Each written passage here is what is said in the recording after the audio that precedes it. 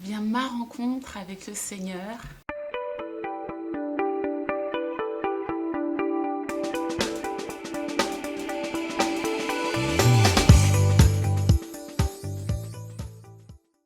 ma rencontre avec le Seigneur, c'est quelque chose de fort, effectivement, et finalement, avec le recul, je me rends compte à quel point Dieu était toujours là. Alors souvent, on pense que notre rencontre avec le Seigneur, c'est uniquement un jour en particulier où tout a changé. C'est vrai, mais en tout cas pour moi, je réalise avec le recul à quel point Dieu était toujours là.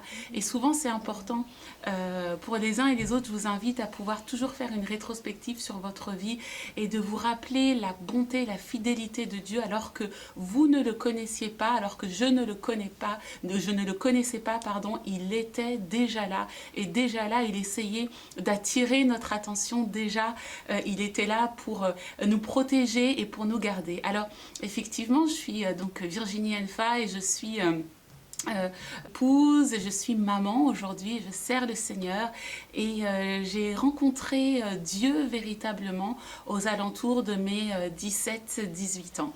Et j'ai été élevée par une maman, donc d'un foyer monoparental, et j'ai vraiment eu cette grâce d'avoir une maman très à l'écoute de tout ce que je pouvais manifester en termes de besoins, d'activités extrascolaires, tout ce qui m'intéressait, tout ce qui nourrissait ma créativité.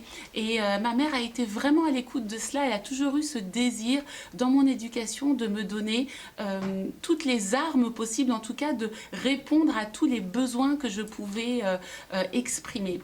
Et j'ai pu grandir comme ça dans ce foyer en m'épanouissant et en m'épanouissant pardon, notamment vraiment au niveau des arts du cirque, qui était quelque chose de très important pour moi. C'est vrai que depuis petite, j'avais vraiment voué une passion, un intérêt particulier et à l'expression artistique dans le monde du cirque. J'étais vraiment très impactée par tout ce travail, tout ce déploiement de force et de choses extraordinaires que je pouvais voir dans ce domaine. Alors, très jeune, étant donné que au sein de mon éducation, justement, j'avais la grâce de pouvoir prendre des cours de danse, de pouvoir m'exprimer au travers de la peinture, de la poterie, au travers du chant, etc. etc. J'avais déjà en moi cette conscience que pour réussir et pour atteindre un certain but, il fallait se plier à un certain travail. Alors, très jeune, et vous allez comprendre pourquoi je vous raconte ça, parce que très jeune,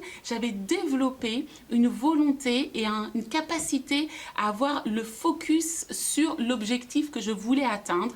Et dans mon cœur, j'avais résolu que je voulais vraiment devenir une grande professionnelle en acrobatie à cheval. J'aimais les chevaux et je voulais devenir vraiment une très très grande artiste. Alors imaginez la construction de l'esprit, du cœur d'un enfant lorsqu'il se projette de cette façon-là dans son avenir. Eh bien, il y met tout son cœur. Alors j'ai continué à grandir en faisant de cet objectif une sorte, vous savez, une sorte de Saint Graal à pouvoir conquérir, et toute ma vie était vouée à cet objectif de vouloir devenir cette artiste et cette performeuse dans mon art. Alors j'ai fait des cascades pour le cinéma, j'ai fait une école de cirque et j'ai vraiment tout capitalisé sur ce seul et unique rêve.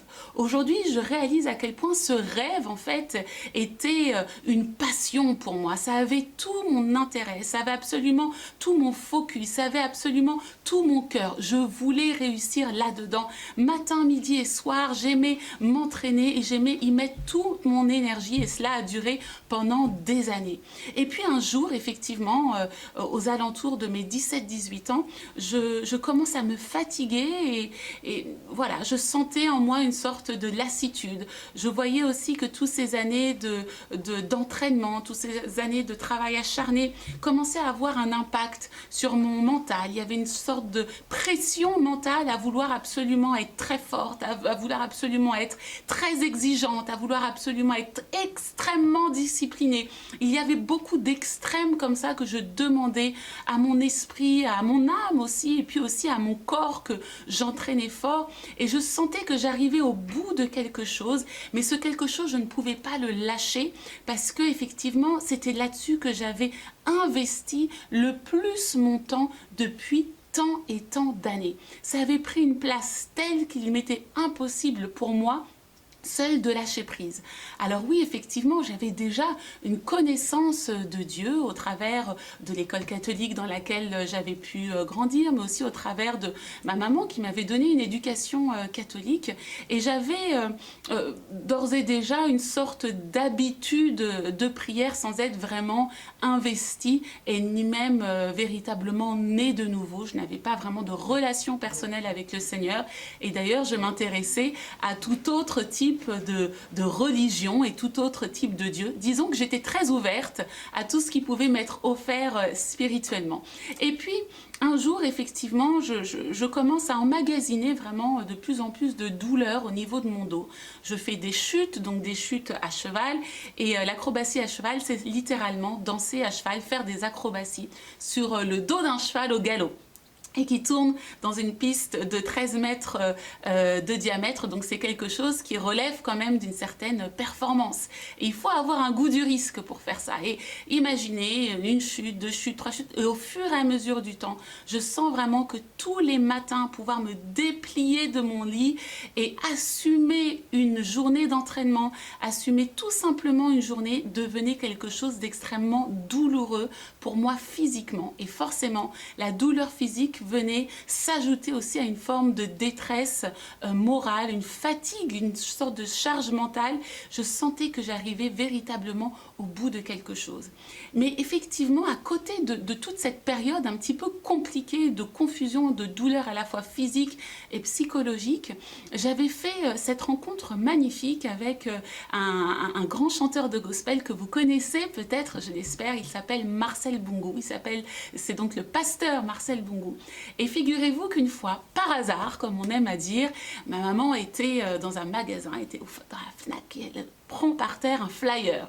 Et sur ce flyer, il y a écrit « Stage de gospel » avec le fameux Marcel Bungu. Elle se dit « Mais tiens, je vais proposer ce stage à Virginie qui actuellement vit des moments un petit peu difficiles et d'ailleurs j'exprimais aussi un profond désir de mieux me connaître. Je commençais à faire des recherches aussi concernant tout le pan de mon identité africaine puisque je ne connaissais pas alors mon papa qui lui est de Côte d'Ivoire et ma maman est française et j'étais vraiment dans une recherche de cette identité. Et maman se dit mais si elle fait un stage de gospel, peut-être qu'elle va se sentir plus proche de ses racines. Enfin, voilà, il y avait tout un tas de pensées comme ça. Elle me propose ce stage.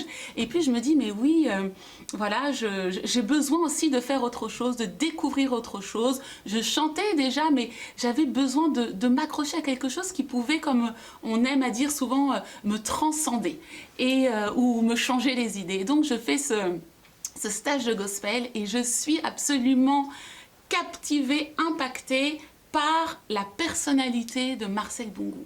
Je découvre une personne extrêmement humble, je découvre quelqu'un qui, au travers de ses chants, peut lever des foules, faire pleurer des gens et arriver à faire croire en Dieu, même la personne la plus sceptique. Et je fais un premier stage avec lui. Et moi qui pensais être simplement à la recherche de mes origines noires ou africaines, puis j'étais un petit peu dans une mouvance de Black Power à l'époque, vous voyez, on sort de l'adolescence, alors on a besoin de combat, n'est-ce pas? Et je fais ce stage avec Marcel Bungu. Et à la fin du stage, il y a un concert. Et lors du concert, je me souviens, à un moment donné, je lève la tête, on était dans une église, et je vois littéralement, je crois que c'est la première vision que j'ai vue, je vois le plafond de cette église s'ouvrir, et je vois la main de Dieu. Je ne connaissais pas Dieu, je ne l'avais pas vu, mais je savais que c'était Dieu qui vient transpercer ce plafond et saisir mon crâne. Et je peux encore sentir cette main qui vient saisir mon crâne. J'avais l'impression d'être électrifiée sur place et je sors de ce concert. La première chose que je fais, c'est d'appeler ma maman en disant « J'ai eu une révélation ». Dans la bouche d'une jeune femme de 17-18 ans qui a baigné dans le monde du cirque et ce n'était pas un terme que je connaissais. J'ai eu une révélation. Et là, je commence à m'attacher à Marcel Bungu et à lui dire tout ce que tu connais, je veux le connaître, enseigne-moi ces choses, sans comprendre qu'en réalité, il s'agissait de Dieu qui était en lui et c'était finalement Dieu que je voyais, c'était finalement le témoignage de Christ que je voyais. Je pensais que c'était simplement quelque chose de spirituel, d'extraordinaire ou presque de mystique. Et puis je continue mon chemin et je sens effectivement mon dos continuer à profondément me faire du mal tout en continuant à exercer mon métier d'acrobate à cheval jusqu'au moment où on me dit « Eh bien Virginie, si tu continues cette discipline, tu auras du mal à marcher, tu auras peut-être même du mal à pouvoir porter tes bébés parce que tu as quand même double tassement de disque, hernie discale, etc., etc. Je vous passe les détails, mais j'avais vraiment un dos dans un état terrible et on commençait à me parler d'infiltration et j'ai dit bon, je vais vraiment prendre un temps de recul, un temps de repos et en parallèle, je voyais qu'il y avait un sillage par rapport au chant gospel qui était en train de se faire et Marcel Bungu m'a fait la grâce vraiment de pouvoir me prendre sous son aile et d'en m'emmener avec lui en tournée et je faisais ses chœurs et sans jamais m'avoir frontalement évangélisée, j'étais simplement au bénéfice de son témoignage. Je priais avant les concerts, je priais à la fin, je baignais finalement dans cette atmosphère qu'il arrivait au travers de ces chants à nous faire vivre et au fur et à mesure du temps, j'ai compris qu'il s'agissait vraiment de Jésus et que c'était le témoignage de Christ qu'il portait et qui était en train de m'être communiqué. Et je continue ma marche en m'attachant on peut dire, à ce père spirituel qu'il a été. Entre-temps, par la grâce de Dieu, je fais la rencontre de mon père biologique. Et j'aimerais vraiment vous souligner que quand vous commencez à rencontrer le Seigneur, sachez que Dieu est en train aussi de restaurer tous les autres aspects de votre vie. Lorsqu'il se révèle en tant que votre père, sachez qu'il fait aussi tout un travail dans le monde naturel, ici sur cette terre, afin que vous puissiez vous réconcilier aussi avec tout l'ensemble de votre être, tout ce qui constitue votre identité. Et je fais aussi maintenant la rencontre de cette église qui était donc le CRC à l'époque, le pasteur David Goma et au sein de cette église, au sein de ce ministère, j'avance pas à pas dans la foi chrétienne et je fais donc cette découverte qu'il est possible en fait de louer et d'adorer Dieu au travers de la danse. J'ai plusieurs expériences, des personnes parlent sur ma vie et disent oui, je t'ai vu danser, je sais qu'il y a quelque chose en toi que Dieu a placé par rapport à la danse. Personne vraiment ne dansait à l'époque dans les églises, il y avait absolument tout à faire et c'est là où j'ai vu que Dieu voulait prendre ce qui était brisé, ce qui était cassé et en faire quelque chose de glorieux. Et je me suis vue commencer à dire Seigneur, s'il y a quelque chose à faire au travers de la danse en France, dans les églises, au travers de la louange, de l'adoration, eh bien je veux que ça passe par moi. Et imaginez que pendant que je dis ces paroles, j'ai toujours ce dos brisé et j'ai toujours cette condamnation des médecins qui me disent